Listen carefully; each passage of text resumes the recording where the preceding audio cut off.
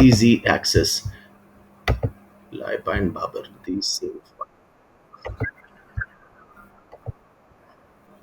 बड़े रिवीजन का ये टाइम नहीं है. This is past paper questions. उसी बहाने आपकी रिवीजन होगी. सुबह पेपर है. How can we not do questions? जी मेरे बेटा अब्दुलरहमान.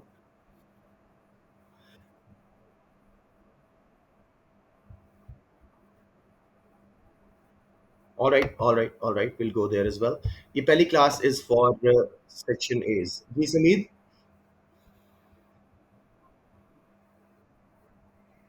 मैं वही करवा रहा हूँ. पहले सेक्शन ए की क्लास कर रहे हैं. अगर बच्चों को जरूरत पड़ी तो हम और करेंगे, वरना हम सेक्शन बी और सी जहाँ पे मेन स्कोर आता है आपका वो करेंगे. That is exactly my plan. आपने जो मैसेज कर दें मुझे अब्दुलरहमान अबाउट तो अपने लकास ग्रुप में कर दें. ठीक है, सो मुझे याद रहेगा. Right, let's start now. We've got a good chunk of students. That's what I was hoping for. And please keep it like that for the whole session today. मैंने कुछ यहाँ पे खोल के रखे हुए हैं पास्ट पेपर्स आपके. तीन मैंने इकट्ठे खोल के रखे हुए हैं. This is February March 25. Just the idea is कि आप लोग एक बार देखो कि सेक्शन ए इतना मुश्किल नहीं होता. So just make sure you do it well, confident के साथ. हर चीज में डेटा भी नहीं यूज करना होता और टोटली डेटा को इग्नोर भी नहीं करना होता. तो अब मेरे बेटे let's see how the questions pan out. पहला क्वेश्चन जी.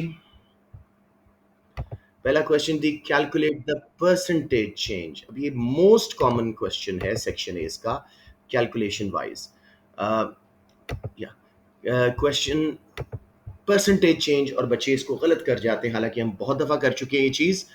इसका फॉर्मूला है new value minus old value, जो आंसर आए divided by old value into 100. Basic percentage change.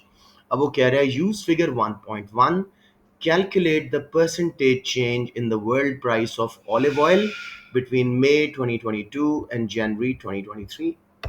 ये देखिए जी, ऑलिव ऑयल की प्राइसेस मई 2022 में देखें कितनी है और जनवरी 2023 में कितनी है. उसके बाद मेरा बेटा आप लोग अभी कैलकुलेट कीजिएगा. Let me just let the kids enter. जी, परसेंटेज चेंज कैलकुलेट करना है. मई 2022 में 4098 था, ये ओल्ड वैल्यू है. जनवरी 2023 में 5893 है, ये न्यू वैल्यू है. तो new value minus old value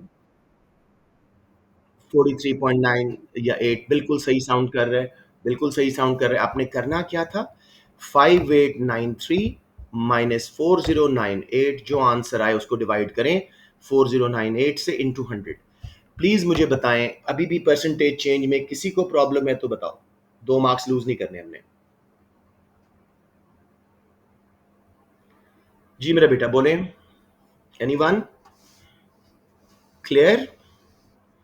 जैसे वो कहता है, सिंपल मैं आपको एग्जांपल दे रहा हूं. 2 से 3 कितने परसेंट चेंज है? बच्चे लिखते हैं 1%. No, 1 is the change. 3 minus 2 1 divided by 2 into 100 50%. तो परसेंटेज चेंज ऐसे कैलकुलेट होता है. I hope everybody knows percentage change after this now. Okay, so percentage change. Sorry, क्या कह रहे हैं? बड़े क्वेश्चन था परसेंटेज चेंज कैलकुलेट करें प्राइस ऑफ ऑलिव ऑयल में मई 2022 से लेके जनवरी 2023. तो कितनी प्राइस हो गई है जनवरी 2023 में? 5893 माइनस ओल्ड प्राइस 4098. जो आंसर आए, पहले ब्रैकेट को सॉल्व करें, जो आंसर आए उसको डिवाइड करें ओरिजिनल वैल्यू 4098 इंटू 100. समझ आ गया Adil? Adil? Okay, all right, good. Let's move on. I don't know who this Zoya is, but चले, hopefully will be someone safe. जी, उसके बाद सेकंड पेपर मैं पहला पहला क्वेश्चन करवा रहा हूँ. Using the data in figure 1.1, calculate the change in India's unemployment rate. अब परसेंटेज चेंज उसने नहीं बोला, क्योंकि वो अनएम्प्लॉयमेंट रेट परसेंटेज में ही देता है. तो उसने कहा है calculate the change in India's unemployment rate between July 2020 and May 2021. Alright जी। और यार,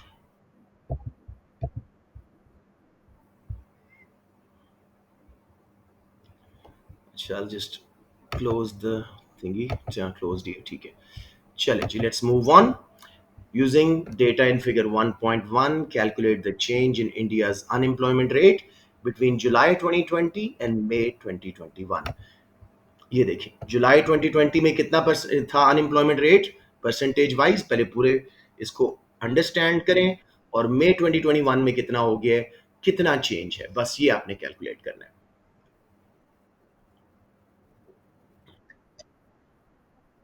बेटे उसके बीच में लिखा हुआ है, उसके बीच में लिखे हुए हैं वैल्यूज। और कितना हो गया अब मई 21 में, मई 21 में हो गया 11.9, तो 11.9 माइनस 7.4, 4.5। आपने क्या लिखना है आंसर में, 4.5% इंक्रीज। हाँ, इंक्रीज इन अनएम्प्लॉयमेंट रेट, ठीक है। आपने एग्जैक्ट ये गाइडलाइंस फॉलो करनी है। 4.5% इंक्रीज इन अनएम्प्लॉयमेंट रेट, ठीक हो गया जी। उसके बाद बच्चों, third paper, again first question, compare the government budget balance of Nigeria in 2016 with budget balance in 2020। तो तसल्ली से सबसे पहले डेटा को पढ़ा करो, government budget balance as a percentage of GDP.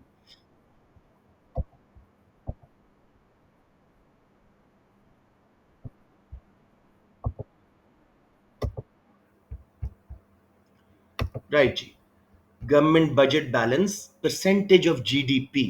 तो मुझे बताएं बजट बैलेंस को क्या हुआ है। मैंने कल भी टर्म्स बताई थी, सही टर्म्स यूज करनी है, नेगेटिव पॉजिटिव इंप्रूव वर्सन नहीं कहना। क्या हुआ है जी budget, come on, deficit has, between 16 and 20 deficit has done what, increased by 1.3% of GDP. तो जब तक जीडीपी का परसेंटेज नहीं लिखोगे तब तक भी स्कोर नहीं मिलेगा। गॉट इट मेरे बच्चों। अच्छा, ये कौन बच्चा कह रहे हैं, एंटर करते हैं। ऑल राइट जी। सो बजट डेफिसिट की टर्म यूज करनी है इंक्रीज डिक्रीज की। Budget deficit increase from 3.9% of GDP to 5.2% of GDP, an increase of 1.3 in deficit. समझ आ गया बच्चों? आपके मार्क्स सिर्फ इसी में मिल जाएंगे, बजट डेफिसिट एक मार्क, इंक्रीज्ड दूसरा मार्क। वैल्यू कर दो तो और अच्छी बात है। किसी को समझ ना आ रही हो जी? चले जी, अब लास्ट पेपर, चार पेपर साइड बाय साइड हम कर रहे हैं, just to get a good idea. Using the data in figure 1.1, again देखो, calculate the percentage change in the value of sales of donuts in the US from 11 to 19। अब मेरे बेटे ईमान वगैरह आप लोगों ने नहीं बोलना। आदिल देखें, 2011 से 2021 उसने कहा है कितने परसेंटेज चेंज आया है value of sales of donuts. मुझे बताओ 2011 में अंदाजन कितनी सेल्स थी डोनट्स की? 5500 मिलियन। और बाद में कितनी हो गई हैं 2021 में? थोड़ा सा ऊंचा है उससे, 7200 करेंगे। तो अब क्या करेंगे, 7200 माइनस 5500, जो आंसर आया 1700, डिवाइडेड बाय 5500 इंटू 100।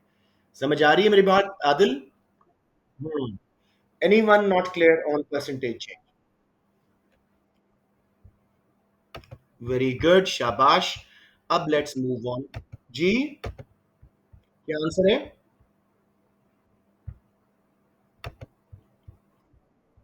हाँ बिल्कुल सही है। चलिए लेट्स मूव ऑन। नहीं, आपने क्या बोला है बेटे, दोबारा बताएं। अरे मेरा बेटा साद, अभी दो बार तो बताया। न्यू वैल्यू यानी 2021 की इस केस में, माइनस ओल्ड वैल्यू यानी 2011 की, 7200 माइनस 5500, आंसर आया 1700, divided by old value into 100। New value minus old value divided by old value into 100। समझ आ गया है साद? चलें जी, let's move on to the first paper again, उसका सेकंड क्वेश्चन देखते हैं। अब देखो, हमने सीखना है कि हमने कितना डेटा यूज करना है, कितना खुद करना है। Some restaurants and commercial kitchens are using sunflower oil as an alternative to olive oil.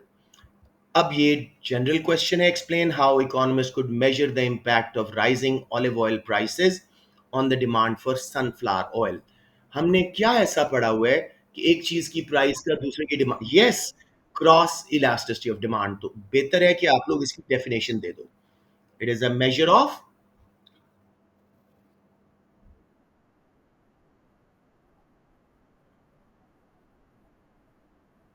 shabash, it's a percentage change in quantity demanded of good A to a percentage change in price of good B.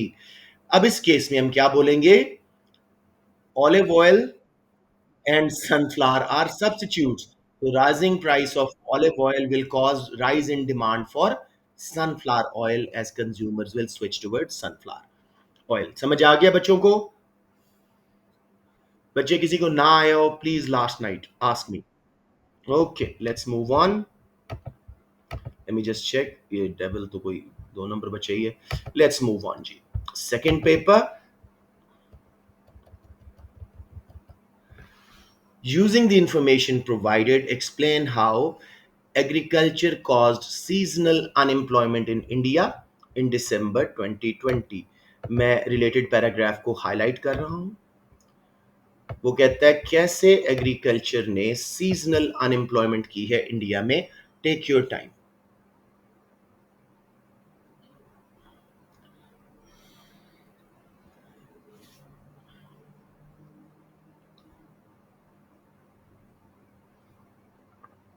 क्योंकि उसने कहा using the information provided. Explain अपने words में कर सकते हो, लेकिन information यहीं से लेनी है।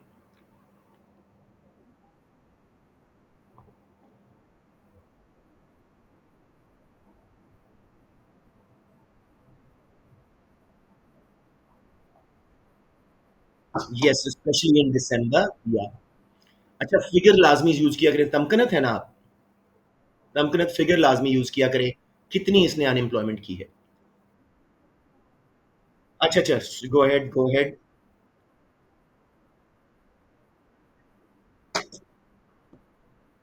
परफेक्ट। आपने जैसे ही कहा agriculture was enable to absorb extra labour causing 9.8 million job losses. This is your 2 marks. Well done, Tamkinat. Improvement. Right, G. Let's see who is entering now. Oops, Ramin Amir, Arham Nadeem. ये तो अपने बच्चे हैं, Rahimin and Arham, ठीक है। All right. Arham, why are you taking A1 classes? Arham, these are A1 classes. कल paper है ना P2, उसकी करवा रहा हूँ। या, लेट्स मूव ऑन जी। ये इतने बच्चे गलत करते हैं और इतना अफसोस होता है। This is such an easy question, part B. Use a PPC curve diagram, demonstrate the impact of the rising level of unemployment on the Nigerian economy। मुझे बताए कोई बच्चा। सॉरी, इनवर्ड मूवमेंट मतलब कैसे, क्या कह रहे हो? अच्छा, पॉइंट इनसाइड पीपीसी ले जाओगे, ये कह रहे हो ना? You will not shift the PPC, that's what I am trying to say. सबसे पहले मेरे बच्चों, पीपीसी के लेबल सही कीजिएगा। Consumer goods, capital goods, good Y, good X, something like that.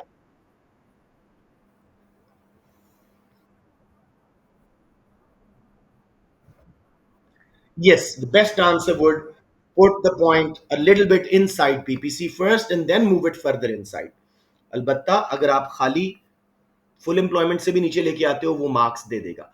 तो अब मैं आपको जल्दी से इसको ड्रॉ करके दिखाता हूँ। वैसे समझ तो आप लोगों को काफियों को आ गई है, लेकिन देयर इज एहतियात की कोई हद नहीं होती। तो let's do it, last night है, let's not leave any stone unturned. Labels, without label no mark. Good Y, good X. बच्चे ड्रॉ करने में और पेंसिल्स निकालने में और इरेजर्स निकालने में टाइम लगा रहे होते हैं, नो पॉइंट। यहां पे लगाएं पहला पॉइंट, फिर अनएम्प्लॉयमेंट बढ़ी, unused resources बढ़े, हम पीछे आ गए। That is what it is. It will not shift the curve, ठीक है, simple as that. Well done जी, let's move on. Second question from the second data. अच्छा वो तुमने कर लिया था, मैं वापस ये वाला क्वेश्चन, अब ये वाला है नंबर फोर्थ पेपर, तसल्ली से explain one reason why the US markets for donuts contracted in 2020। ये मैं आपको हाईलाइट कर रहा हूं, तसल्ली से देखिए, बल्कि सही वाला पार्ट कर देता हूं जी। क्यों डोनट्स की मार्केट कॉन्ट्रैक्ट हुई है 2020 में? Yes,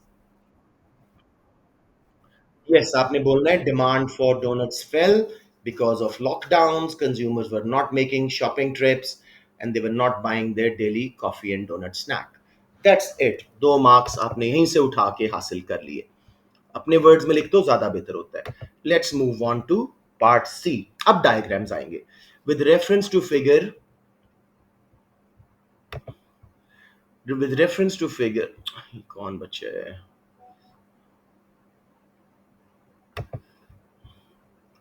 All right.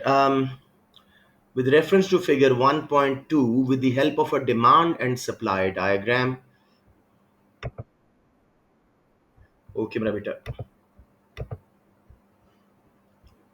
उसे को अच्छा आ गए हैं, काफी सारे बच्चे हैं।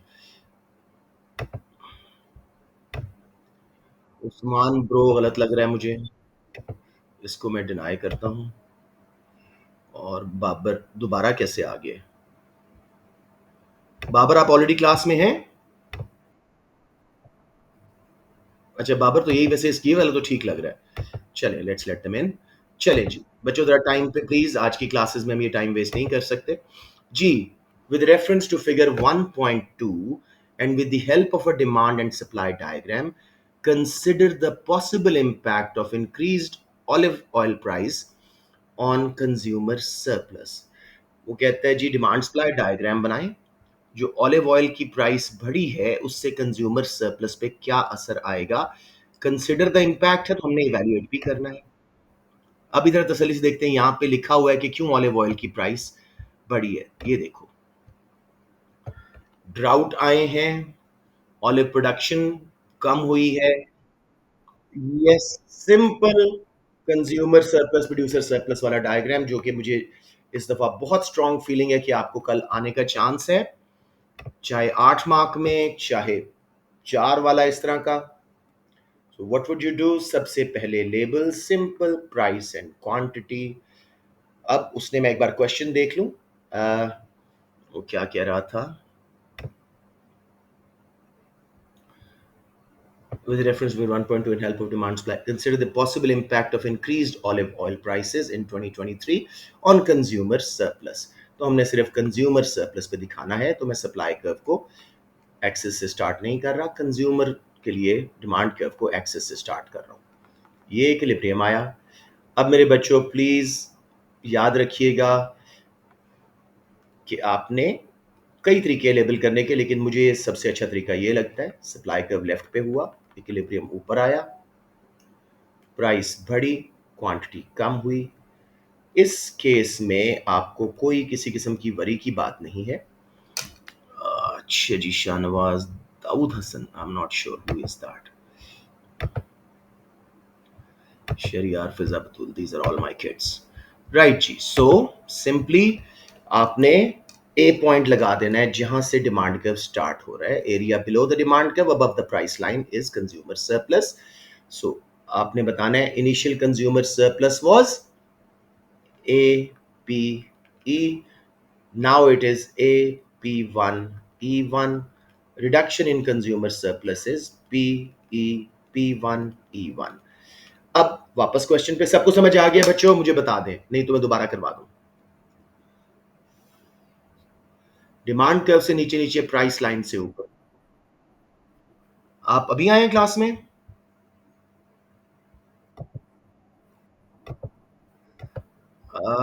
फिर ये देखो ना, ये क्वेश्चन कर रहे हैं ना, सी पार्ट। सप्लाई कम हुई है, उसने कहा है कि इंक्रीज्ड ऑलिव ऑयल प्राइसेस का कंज्यूमर सरप्लस पे क्या असर है। अब ये हमने बना दिया डायग्राम। कंज्यूमर सरप्लस पहले एपीई था, अब AP1 E1 रह गया। सिंपली बस रखिएगा कि रिडक्शन कितनी हुई है, अब उसने कहा consider the extent to what.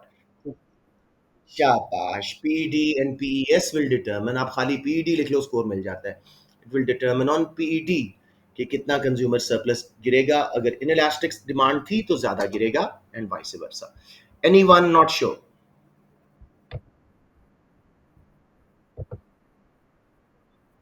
No, there is no issue, आप अपने नॉर्मल बनाएं, कोई मसला ही नहीं है। क्योंकि प्रोड्यूसर सरप्लस का नहीं था तो मैंने कहा क्या जरूरत है। इसी को कंप्लीट भी कर लेते हैं। अब देखो, नई क्वांटिटी पे हमेशा जाना है। ए पॉइंट मैं लगा चुका हूं, बी ये है जी, प्रोड्यूसर को प्राइस मिल रही। सी ऊपर वाला हिस्सा कंज्यूमर बर्डन और नीचे वाला प्रोड्यूसर बर्डन। समझ आ गया? अगर बर्डन पे पूछता, सरप्लसेस प्रोड्यूसर सरप्लस पूछता तो हम इसको यहां पे ले आते, D.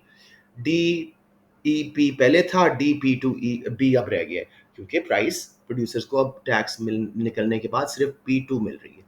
Got it? Okay, let's move on to second paper, question number 3। Burden समझ नहीं आए सलाल? Thank you. मुझे बताएं कहाँ मसला आ रहा है। बेटे सप्लाई कर्व क्यों शिफ्ट हुआ था? जितनी कॉस्ट बढ़ी थी, ठीक है, उसके रिजल्ट में प्राइस बढ़ी थी। टोटल कॉस्ट बढ़ी थी बी से ई वन, अब प्रोड्यूसर को कॉस्ट निकाल के सिर्फ पी टू मिल रहा है, प्राइस, ठीक है। सो नीचे वाला हिस्सा ये वाला प्रोड्यूसर्स पे बर्डन है, और ऊपर वाला जितनी प्राइस बढ़ी वो प्रोड्यूस कंज्यूमर्स पे बर्डन है। Got it Salal? या दोबारा बता दो एक बार ड्रॉ करके? हाँ, ओके, घर प्रैक्टिस करेगा एक दफा। चले जी, second question, second paper, consider the extent to which difficulties may arise in the measurement of unemployment in India. अब यहाँ पे डेटा में कुछ नहीं था।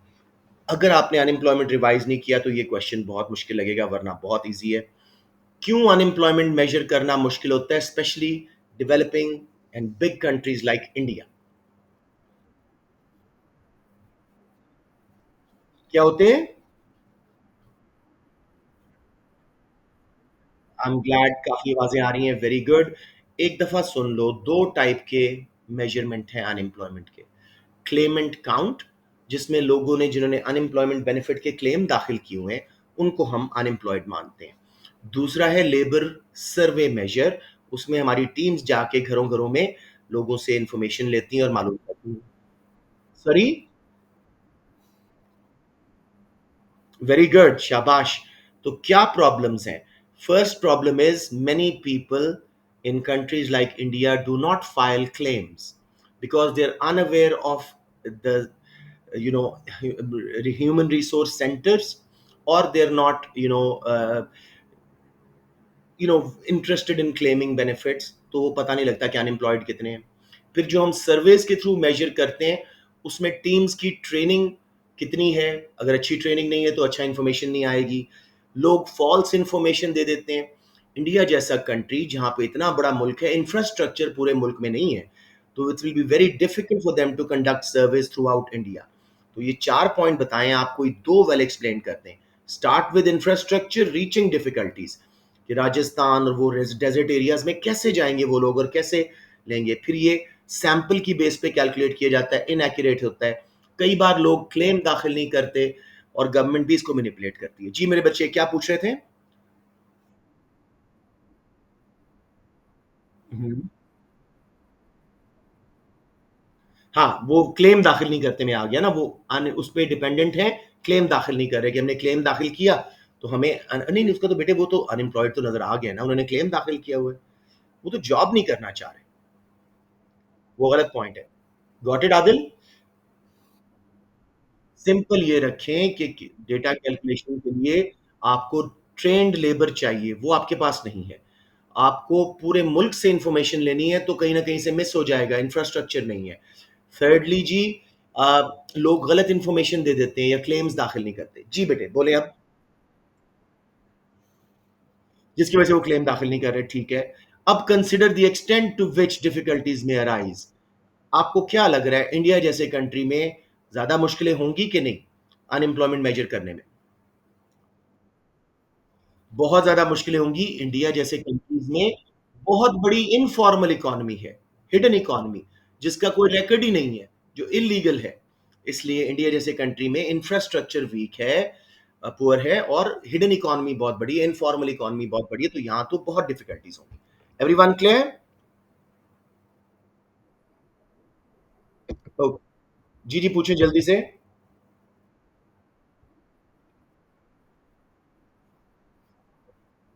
कर दो, कोई हर्ज नहीं है, कोई हर्ज नहीं है। जी, वो मोर देन इनफ बेटे। हमने पहले 2 मार्क्स के लिए लेना था कि क्या क्या डिफिकल्टीज हैं।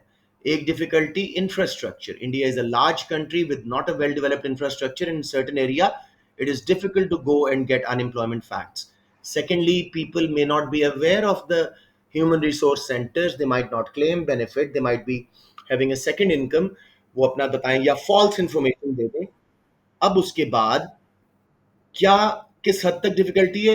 It is very difficult in countries like India because of its sheer size, untrained labour that gathers data, and उनके पास अच्छे रिकॉर्डिंग इक्विपमेंट भी नहीं होते।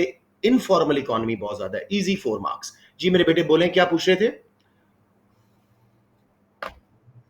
Someone was trying to ask something? No? Okay जी।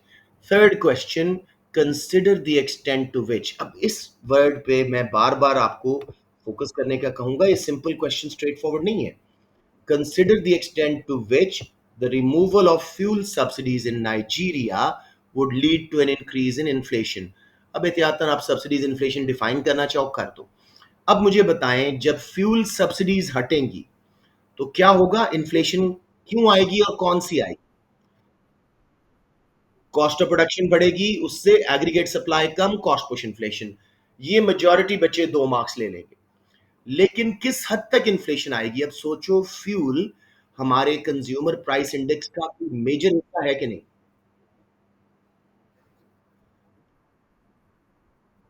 हाँ, very good, size of subsidy. दूसरे number पे, fuel बहुत सारी प्रोडक्ट्स में इस्तेमाल होता है, इट्स अ की इनपुट इन मोस्ट इंडस्ट्रीज। तो काफी इसकी वजह से इन्फ्लेशन आ सकती है। हमें स्कूल तक जाने के लिए भी फ्यूल चाहिए। हाँ, अब हम डेटा पे जाएंगे। उसने क्या बोला है वहां पे? 3 रीजंस दी हैं हमें फॉर इन्फ्लेशन। यहाँ पे कहीं है जी, ये देखिए, inflation rose in 2020 due to higher food prices, removal of fuel subsidies and increase in price of electricity. तो हम कहेंगे जी, fuel subsidies is one of the reasons for increase in inflation. There was always also rise of food prices and electricity prices, which also take a big part of consumer price index. So we cannot judge exact extent on how much it will cause inflation. बच्चों समझ आया? पहले basic economic theory कि subsidies हटी, cost of production बढ़ी, aggregate supply come, cost push inflation I. अब fuel क्योंकि एक वाइडली यूज प्रोडक्ट है, बहुत सारी चीजों में इसका इस्तेमाल होता है, प्रोडक्शन में, ट्रांसपोर्टेशन में, हर चीज़ में, तो उसकी वजह से इन्फ्लेशन आने का काफ़ी इम्कान है। लेकिन फूड प्राइसेस भी बढ़ी हैं, इलेक्ट्रिसिटी प्राइसेस भी बढ़ी हैं, तो हम नहीं बता सकते कि किस हद तक इसकी वजह से इन्फ्लेशन आएगी। गॉट इट मेरे बेटे? कोई confusion?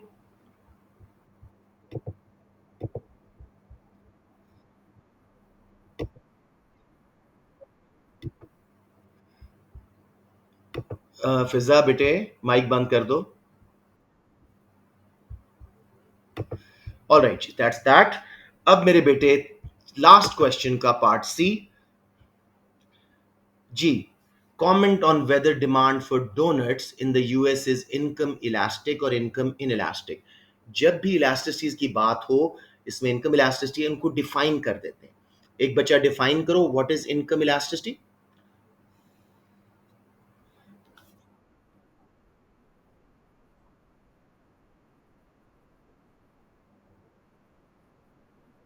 Perfectly acceptable. How I do it is, it's a measure of responsiveness of quantity demanded to a change in consumer's income, but it's perfectly acceptable.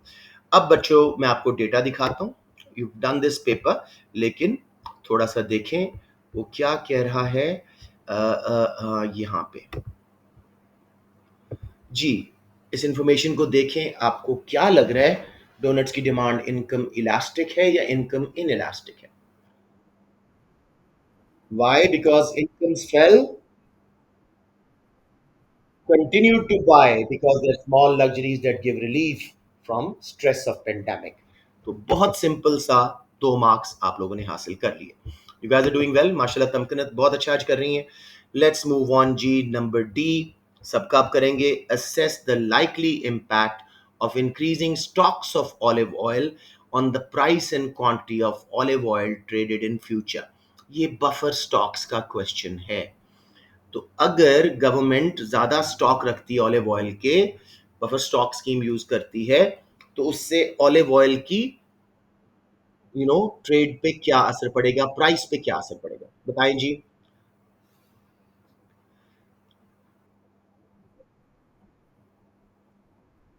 Hmm.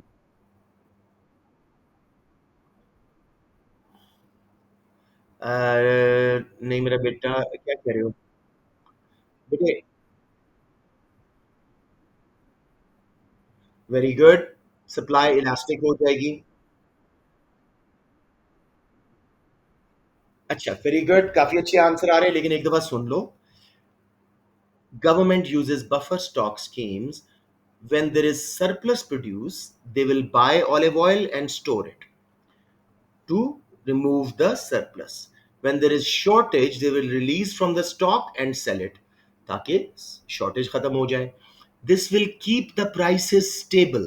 There will be no wide fluctuation in prices, and quantity traded will also remain stable. Secondly जी, क्या उसको बोलते हैं, ज्यादा stock जब अपने पास अब रखते हैं तो सप्लाई भी इलास्टिक हो जाती है, more responsive to price changes, तो again prices will be more stable. लेकिन क्या गवर्नमेंट हमेशा कामयाब होती है? Government sometimes is unable to assess the right amount of surplus और shortage. They may over buy और under release. As a result prices may not remain stable, quantity may not remain stable. अब समझ आ गया question सबको? जी बेटे.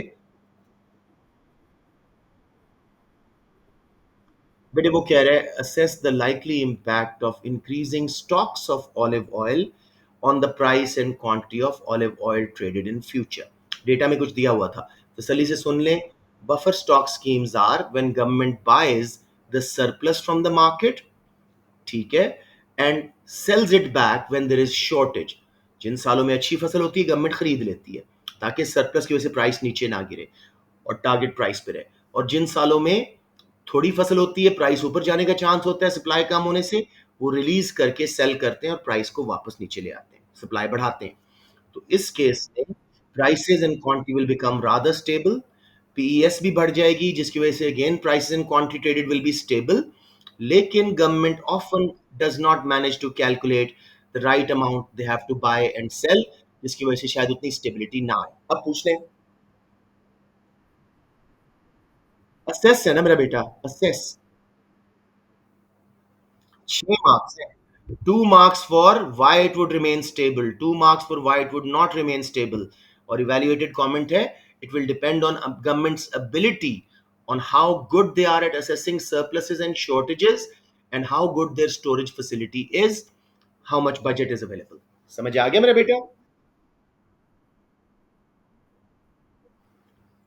अब आप लिख लो, बिल्कुल लिखो, ये उसकी उसकी नुकसानों में है ना, लिखो. जी बेटे.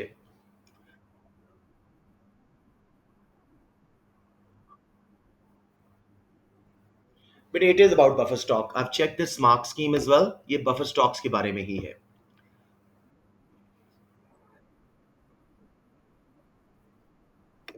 जरा एक एक करके पूछिए जी.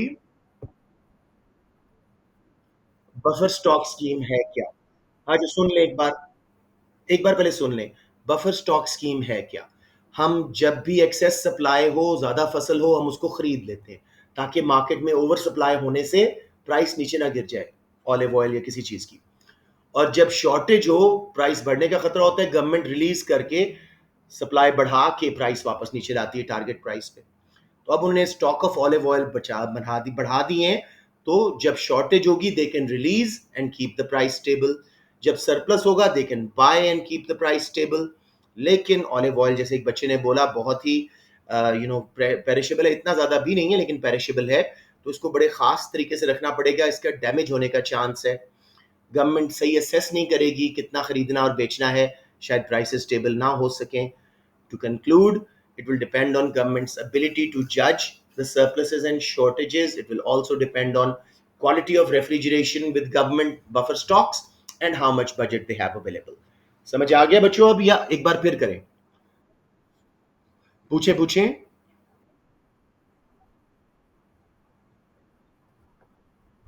यू हैव टोटली राइट, और मैंने जब फर्स्ट टाइम ये क्वेश्चन देखा था मैंने यही समझा था, but mark scheme was about government, क्योंकि यहाँ पे ये देखो, previously US would look for the countries for olive oil, but supply chains have been severely disrupted. Olive oil does not store very well, so increasing stocks does not solve the problem. ये उसने यहाँ पे बताया था, government की तरफ से हो रहा था। ठीक है, I know it's a bit, sometimes it's frustrating, but that's how CI papers are. चलें जी, अब हम चल रहे हैं सेकंड पेपर पे, और जल्दी से, अब हमारा टाइम थोड़ा है, इसको जल्दी से खत्म करना है। Assess whether seasonal unemployment is likely to be a more serious problem than frictional unemployment for India's economy. 2 marks, why seasonal unemployment is a more serious problem. 2, why frictional is more problem.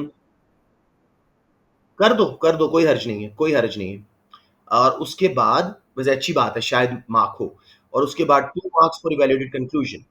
अब जरा देखो, इन 3 paragraph में सारा answer है। मुझे बताएं, frictional unemployment कितनी हुई है और उसका क्या मसला हुआ, किस वजह से हुई है, जरा देखो पैराग्राफ जो सबसे ऊपर वाला है।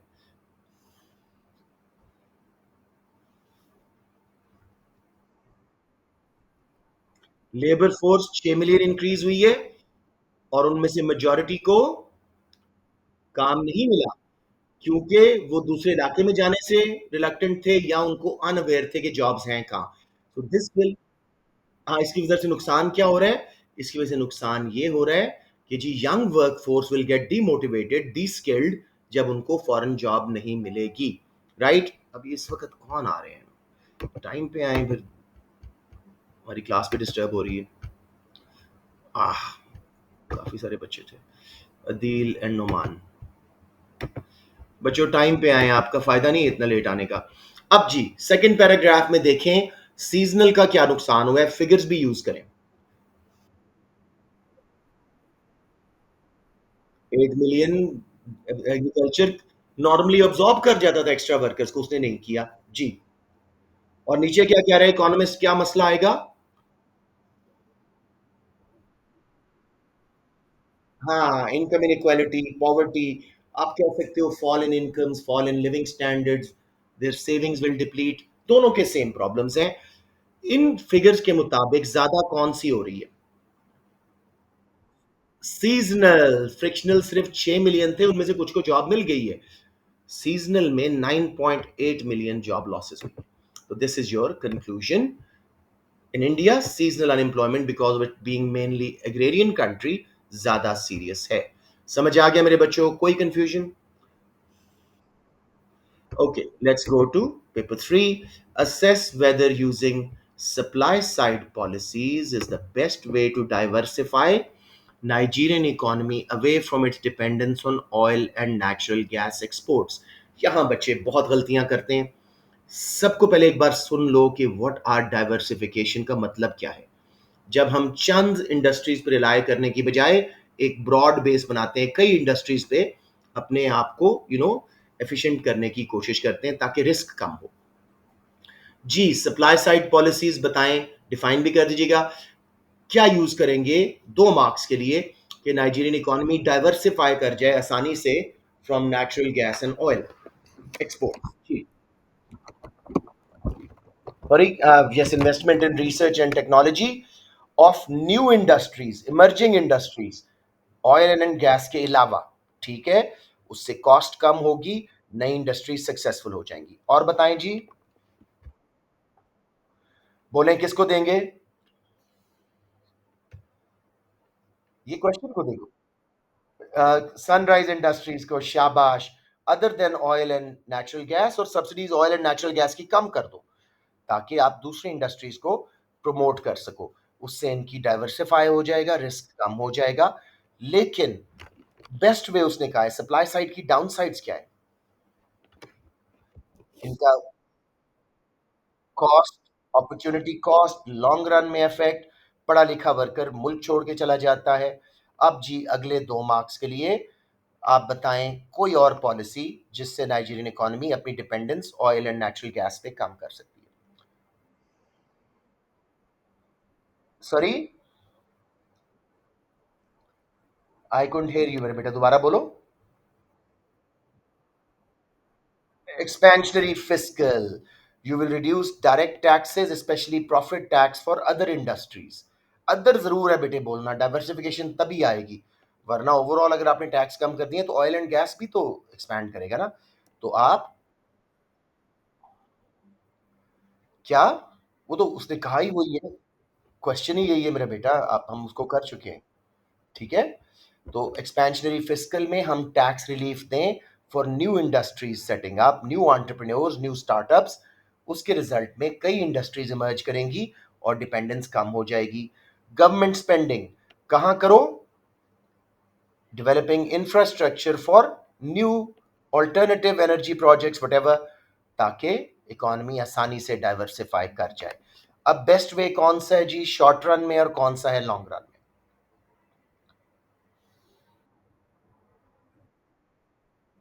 सप्लाई साइड हमेशा बेस्ट वे है लॉन्ग रन में, और शॉर्ट रन में फिस्कल पॉलिसी टैक्सेस का रिजल्ट एकदम इमीडिएट से आता है। तो यस, शॉर्ट रन में हम डिमांड साइड यूज करेंगे और लॉन्ग रन में सप्लाई साइड यूज करेंगे।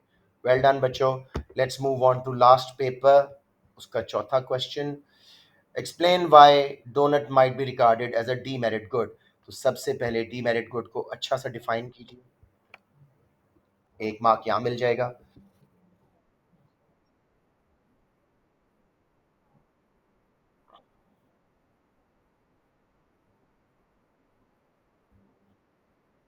Shabash, somebody has been studying. Demerit goods are harmful for consumers, but they're overconsumed and overproduced due to lack of information about their harms.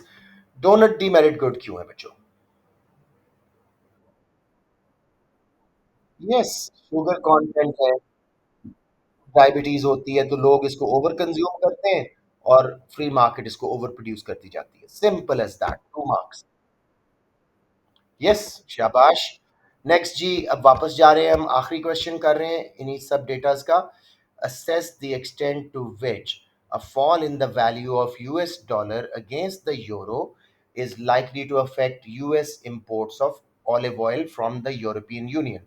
तसल्ली से सोचो, US dollar नीचे हुआ है, olive oil import करता था European union से। हाँ शाबाश, imported olive oil will become expensive, American restaurants and kitchens cost will increase. इसके रिजल्ट में इंपोर्टेड या कॉस्ट पुश इन्फ्लेशन आएगी। Very good. और बताएं जी, इसमें थोड़ा सा और ऐड करें बेटे। यूएस डॉलर डेप्रिशिएट हुआ है अगेंस्ट यूरो, आप यूरोपियन यूनियन से इंपोर्ट करते थे ऑलिव ऑयल, अब ऑलिव ऑयल क्या हो जाएगा आपके लिए? महंगा हो जाएगा।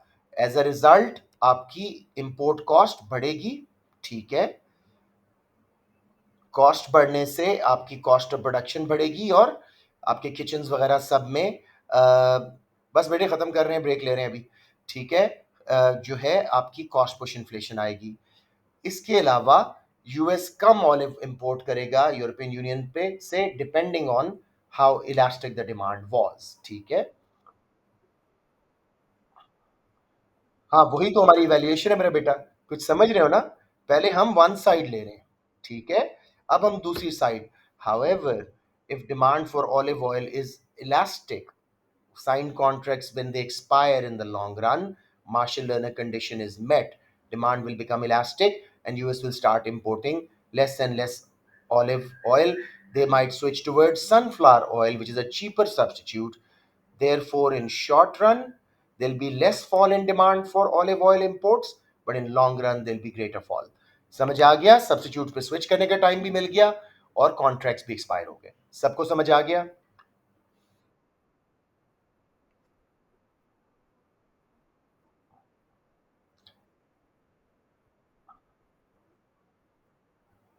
आप कह रहे हो कि वहां पे अगर इन्फ्लेशन कम है अमेरिका से, डिफ्लेशन है, या व्हाई नॉट, एक ऑफसेटिंग फैक्टर है, बिल्कुल कर सकते हो। किसी को प्रॉब्लम आ रहा है, दोबारा बता दूं? Okay, let's move on to this one last question. Assess the possible measures that could be taken to increase employment in a country such as India.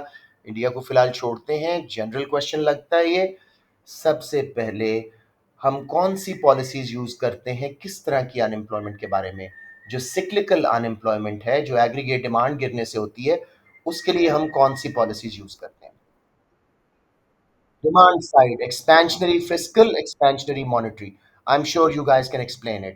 कि taxes कम, interest rate कम, money supply ज़्यादा, monetary में interest rate कम, money supply ज़्यादा, fiscal में taxes कम, government spending ज़्यादा, उससे consumption, investment, government spending के injection। I would go for three: fiscal, monetary, and supply side.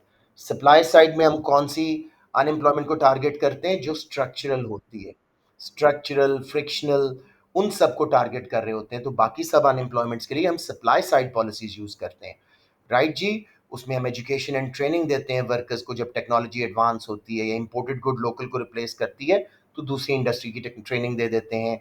हम tariff Kota's लगा सकते हैं इंपोर्टेड गुड्स पे। At the end of the day हमें fiscal and monetary policy for cyclical unemployment and short run effect देंगी, जबकि supply side policies long run में फायदा देंगी for other structural and frictional unemployment. समझ आ गया मेरे बच्चों? प्रोवाइडिंग इंफॉर्मेशन ऑन जॉब्स भी आप कर सकते हो। किसी को प्रॉब्लम आ रहा हो? ओ, कौन सा? क्लासिकल के लिए तो हमें बेटे ट्रेड यूनियन को वीक करना पड़ेगा, वो भी सप्लाई साइड पॉलिसी है। मिनिमम वेज लॉ हटाना पड़ेगा, वो भी सप्लाई साइड पॉलिसी, राइट? किसी का माइक मुसलसल ऑन है, जरा बंद कर दें। अब जी, assess whether adjusting, good question, इस पे मुझे बड़ी फीलिंग है कि आने वाला है जी।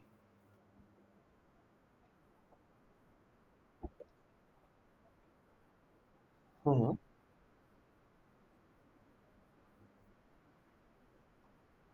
कर दो कर दो। वैसे इतनी ज्यादा इंफॉर्मेशन हो गई थी कि वो 6 मार्क्स तो कब के आ गए थे, ठीक है, इसलिए मैंने वो नहीं किया। assess whether adjusting the collection of direct or indirect tax is likely to be more effective in increasing tax revenue collected by the Nigerian government. So up to 3 marks, analysis of direct tax benefits and problems. Up to three, indirect taxes benefits and problem. Maximum four देगा, 2 marks for evaluated conclusion. जी, direct taxes लगाने के हमें क्या फायदे हैं अगर हम रेवेन्यू डायरेक्ट टैक्सेस के थ्रू बढ़ा रहे हैं? What are the benefits? They are what in nature? Progressive in nature. They take a higher proportion of rich's income, lesser proportion of poor's, income gaps fall. Direct taxes का और फायदा जी, ये क्या कम करते हैं मुल्क में? वो तो हो गया, वो तो हो गया, और क्या फायदा है? डिमांड पुल इन्फ्लेशन को कम करते हैं, शाबाश ईमान। इसके अलावा जी, direct taxes are according to ability to pay, तो बहुत फेयर है। ये फायदे। लेकिन नुकसान क्या है? डायरेक्ट टैक्सेस को आसानी से अब इवेड किया जा सकता है, छुपाया जा सकता है, फैमिलीज के नाम लगा दो। इनफॉर्मल इकोनॉमी डायरेक्ट टैक्सेस नहीं देती बिल्कुल भी, क्योंकि वो रजिस्टर्ड ही नहीं होती, टैक्स नहीं पे कर रही होती। और लास्टली हम आते हैं इनडायरेक्ट पे। Disincentive to work and produce. Yes, indirect taxes, quick, efficient, certain revenue, cheap, easy to collect, easy to pay. लेकिन नुकसान क्या है? रिग्रेसिव है, इनकम गैप बढ़ाएंगे, इन्फ्लेशनरी हैं, और या इनकम गैप्स बढ़ जाएंगे, इन्फ्लेशनरी इन नेचर हैं। तो गवर्नमेंट को दोनों का एक अच्छा कॉम्बिनेशन बनाना पड़ेगा। रेवेन्यू इंक्रीज करने के लिए डेफिनेटली इनडायरेक्ट टैक्सेस बढ़ाने चाहिए, लेकिन for fair income distribution and you know equality, हमें डायरेक्ट टैक्सेस भी साथ साथ लगाने चाहिए। अब बेटे, आप मार्क्सिम देख लेना, हमेशा पूरी बात करनी पड़ती है। मोर इफेक्टिव की बात कर रहे हैं ना, तो उसके नुकसान फायदे की बात हो रही है। Got it?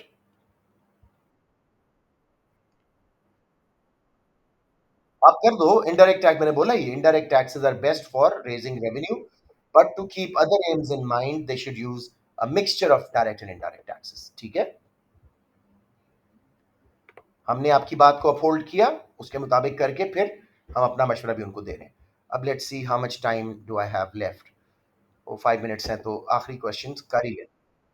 जी जी, जल्दी जल्दी शाबाश बताए। जी बताए। जी कंक्लूजन में assess the likely चाहिए, दो क्वेश्चंस हैं। with the help of a diagram assess how the market for sugary foods in the UK might be affected by a ban on online advertising। आसान क्वेश्चन है लेकिन बच्चे गलत attempt करते हैं। सबसे पहले तो बताएं ऑनलाइन एडवर्टाइजमेंट पे बैन हुआ है डिमांड सप्लाई कर्व में हम किस कर्व को किधर शिफ्ट करेंगे? डिमांड लेफ्ट पे शिफ्ट होगा, प्राइस गिर जाएगी, क्वांटिटी गिर जाएगी।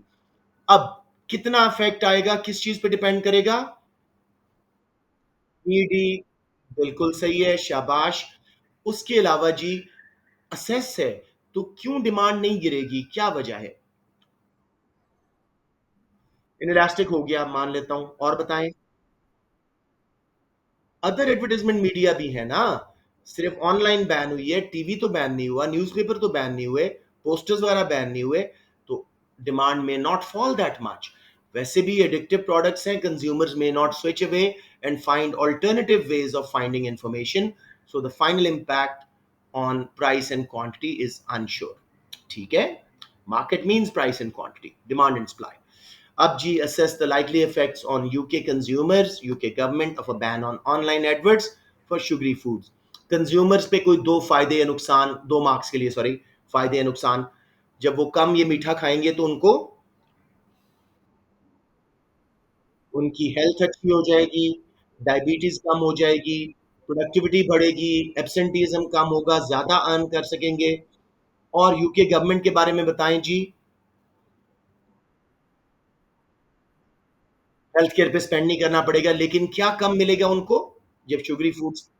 टैक्स रेवेन्यू कम मिलेगा। तो ये हो गया। अब जी final impact, it is unsure about final impacts on UK consumers and government because we need to know how much online adverts were being used for finding sugary foods, number one। number two, we also need to know कि कितना tax revenue loose हुआ है और कितना health care पे pressure कम हुआ है। That's why we can not जज कि ये क्या हमेशा बेनिफिशियल होगा कि नहीं। समझ आ गई बच्चों? ऑल राइट जी, half an hour break, I see you all at around 8:35। अब मैं क्लास बंद कर रहा हूँ और ये रिकॉर्डिंग अपनी सेव कर रहा हूँ, अभी लगा रहा हूँ।